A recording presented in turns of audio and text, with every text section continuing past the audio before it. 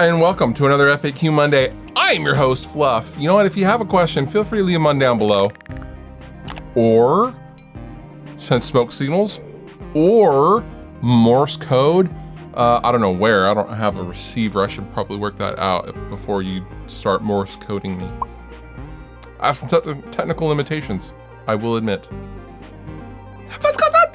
What guitar or piece of gear would be the last thing you'd ever sell? That thing for a split second you consider selling a family member first. Mine would be a Gretsch 6120 Brian Setzer Tiger Stripe top with nitro finish. Ooh, nasty guitar. Ginger, that is a great question. Last thing I would probably consider selling is actually probably this guy right here. This is my 77 Gibson RD. You guys have seen this a million times on this channel. I have another one that's more gigged and beat. I have replaced a couple of parts on this guitar just to keep it, playing and functional. But this guitar is probably one of the last things I would ever get rid of as far as possessions, or if something catastrophic happened, I would go work at a septic tank company, diving into pools of poop before I got rid of that RD Standard. It is very, very special to me. Also, probably like my Revision D Mesa Boogie Dual Rectifier. I'll probably have that till I die. There's a couple of items, generally, all of these things are tools, and these help me make my living and do my job as both a guitarist on the internet and a guitarist in a signed working band in Dragged Under. But they are tools at the end of the day, and they are electronics, and they are wood and string. But there are a few pieces that I would absolutely never ever part with. James Ritchie asks, if you could claim one signature guitar from any artist as your own, alive or dead, who would it be? Ooh. Signature guitar. So a signature guitar that exists, and I could simply be like, that's mine. Technically, now you guys like to argue about this with me, the Gibson Les Paul is a signature guitar. And you didn't say any guitar, you said someone else's signature guitar. Ergo, I couldn't choose the RD because this is not a signature guitar of anyone. This is just a production guitar. So I could not choose the RD. So, I will probably choose either Jerry Cantrell's GNL Rampage or the Gibson Les Paul. Because the Les Paul started life as Les Paul the guy's signature guitar with Gibson. So I think I can exploit that loophole. I know nowadays it's not really thought of as just a signature model, it's just a model named after a dude. But at that time when it was introduced, it was very much a signature model. So, Gibson Les Paul, and if you guys won't let me have that one, I'll go with Jerry Cantrell's GNL Rampage. Because, so good. What's the craziest deal you ever got on a piece of gear? The Tubby Guy, thank you so much for your question. The best deal I ever got on a piece of gear. I've told the story a while ago, but when I was, I was 17? I was about 17, and Randy Whitelock had a guitarist at his church that was like his dad's age, and he gave him a box of these pedals. Now, Randy kind of played guitar, but he was really more of a drummer. And none of these pedals worked. I go to his house, and I am, even then, I was the nerdy guitar pedal guy. I was always talking about string gauges and like different pickups and how they sounded and amplifiers and all that kind of stuff. He had a box of pedals, and they were all the same brand. They were these they were Electro Harmonics pedals.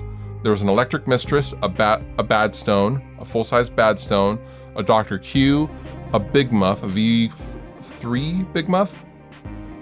There was also baseballs, I think. There was a couple of other smaller ones that like modular. I can't remember all of them.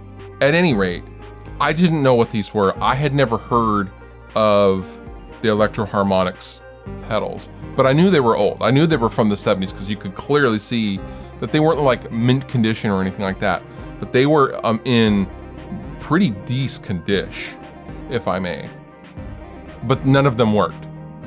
And I used to solder and modify my own guitars with my dad, because my dad taught me how to solder at a very early age, because he used to put together PCs and electronics and build pedals and all that kind of stuff.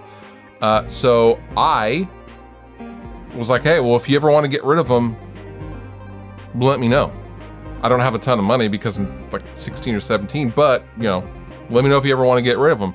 So about a week later, he said, yeah, I checked them. None of these pedals work, and I don't know how to fix pedals. So if you want to take the box, you know, give me 20 bucks, or give me, I think it was 20 or 30 bucks. Might have been 40. And I thought, okay, I was kind of unsure about it at the time because none of them worked. So I pay him, I'm pretty sure it was $40 now that I think about it. Because I can picture handing him the money, 2 20s. Anyway, I take the box back to my folks' house, my dad, and we open up the big enclosures, the Electro Harmonix enclosures, and every single one of them, with the exception of the Big Muff, the battery connection were soldered directly to the board. And almost all of them had the negative pulled off, or, you know, broken off the board. And you could see where all of them had come off. So we rewired the battery connection to the board, and all of them but the Big Muff worked. The Big Muff needed a pot, a potentiometer. We replaced that, and I bolted all of those to one pedal board. So I had this Electro Harmonix board, no true bypass, and my guitar sounded awful when everything was turned off. But that Big Muff sounded great. It sounded like Smashing Pumpkins. It was sick. That was probably the greatest deal I ever got. I've gotten some pretty crazy deals on some stuff, but nothing ever topped that. Because the value of those pedals, even then, was like, you know, $70, $80 at that time. So, yeah, good deal. What's a guitar and or amp that you would love to have that you don't already have? CJ, thank you so much for the question. A guitar or amp that I would love to have that I don't already have. There's a couple. Earlier, I mentioned Jerry Cantrell's G&L Rampage. I would love to get an American G&L Rampage. I would really, really love to get an American G&L Rampage. And not that they don't make his signature model anymore, that's gonna be tougher going down the road, but I would love to get a G&L Rampage. I would also really love to own, I don't wanna pay full price for it, but I would love to find a Jay Unger Ibanez Iceman, because I'm a huge Jay fan. And those guitars are, so good. As far as amplifiers, there's not a lot that I haven't owned that I would like to own, honestly. A chrome chassis blackface rectifier, triple or dual, which I am working on, but I can't say anything right now.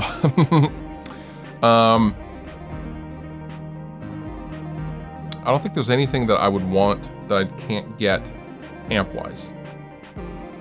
But the guitars, yeah, G&L Rampage and Jay Unger's Ibanez Iceman. Those two guitars, I would love to own. Last but not least, we have Chris Gardner asking, have you ever played an Orville Les Paul? I know they were Gibsons made in Japan, and a lot had really good quality for a third of the price.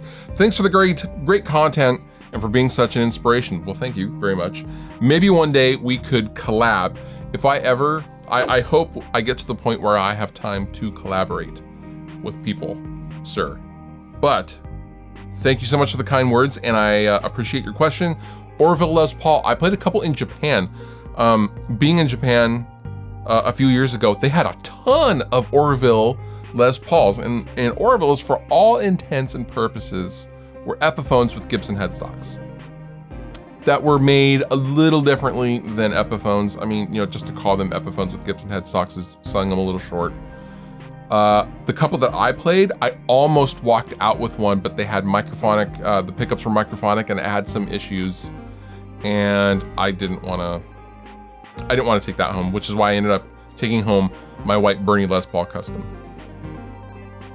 But the Orville stuff that I have played personally has always felt really, really great. And if you can find an Orville by Gibson, you are in for a treat, because you're not going to pay a lot of money for a very high quality guitar.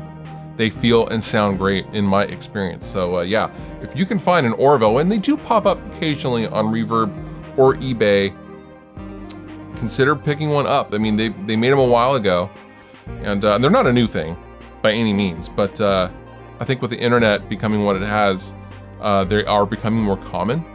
And you can find some from the 90s and things like that, but yeah, very, very cool guitars indeed. And that does it for this episode of FAQ Monday. If you have a question, feel free to leave them on down below in the comments. And with that, I'm gonna get out of here.